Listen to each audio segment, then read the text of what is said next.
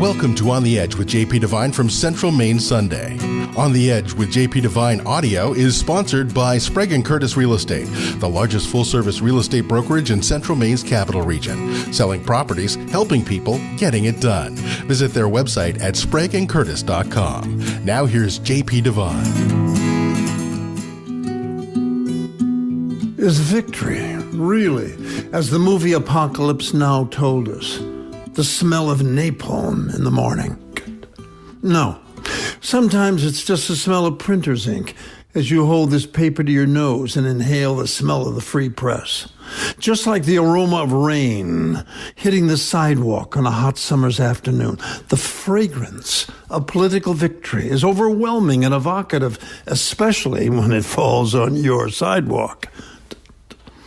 It started when I was a child, and my brothers jumped up from the floor around the big Zenith radio when news of Franklin Roosevelt's 1936 victory broke through. One brother grabbed me.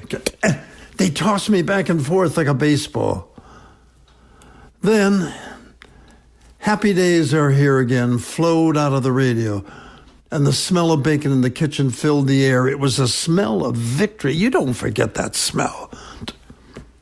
There was a very scary stunner of 1948 when we thought we had Dewey in the White House. Oh, God intervened and elected Truman, but somehow I felt no excitement about that day. In fact, politics played no role in my formative years until November 8th, 1960, when John Fitzgerald Kennedy was elected president.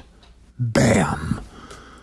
I was in New York in those years, trying to break into the theater world. The Kennedys and the crowds around them, including Marilyn Monroe, was a sparkling glass ball filled with beautiful people somewhere in another part of the universe. At that time, I had a small part in an off-Broadway hit, completely detached from politics and hopelessly in love with an amber-haired girl from a Republican family in Maine who had only recently been president of the Young Republican Club at Trinity College in Washington. Say what? Love is blind? You bet, buddy. The night of that great victory, I got off early from my job at the Waldorf Astoria, she from her job at NBC. I waited for her in the bar at the Gotham Hotel. It was a madhouse. People were buying drinks for strangers. She walked in with red nose and cheeks and snow in her hair. She floated in a cloud of Chanel, and she declared her switch to the Democratic Party. I was in love. She could have joined the Communist Party, and I would have helped her carry the banner. These were for me, the aromas of victory 1960. You don't forget stuff like that. Then the darkness fell, and there was Jack, and Medgar, and Martin, and then Bobby at the Roosevelt in 1968. I was there. Let's not talk about it. Jimmy Carter came and went without raising my heartbeat and interest. And William Jefferson Clinton's victory with saxophones and balloons was multicolored, electric, and fun.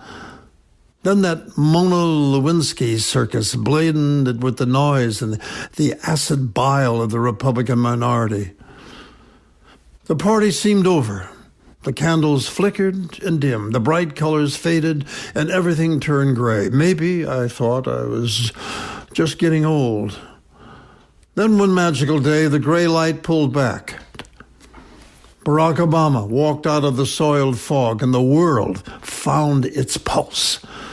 We all remember that night when American tourists and French citizens got together on the Esplanade du Trocadero. The Eiffel Tower went red, white, and blue with a kiss for Barack. French and European citizens came together with Americans when they released a red, white, and blue barrage of balloons in support of his election. We remember that moment when the network cameras swept the crowd in Chicago and Barack and Michelle floated on stage like Lancelot and Guinevere. Cameras caught thousands of upturned faces of color, crying and cheering, and there was Jesse Jackson with tears flowing down his cheeks. Tears have supernatural power. Tears have weight. Tears actually have a scent.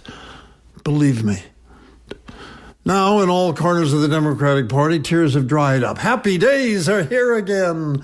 Yeah, the skies above are clear again. And what about that part of the song that says, howdy gay times? Imagine, lyricist Jack Yellen wrote that in 1929. But take caution. The music can go to dark organ tones very fast. But for now, let's keep our eyes on the clear skies above us. 40 pairs of black Oxford and high heels are joyfully tapping down the halls of the house, and the winds of time are full of the smell of new mown grass, Chanel, and gin. And here in Maine, skies couldn't be clearer. That miasma of dissent and bitterness has lifted, and Mainers have made history by seating the impressive Janet Mills, the first woman governor-elect in our 198-year history. Say that to yourself this morning. 198 years? A woman? Say it again. Governor-elect Mills is strewing new names and ideas like flower petals at a wedding. Am I excited again? You bet, buddy. I've lived through the good times and the bad, and I'm staying for the finale.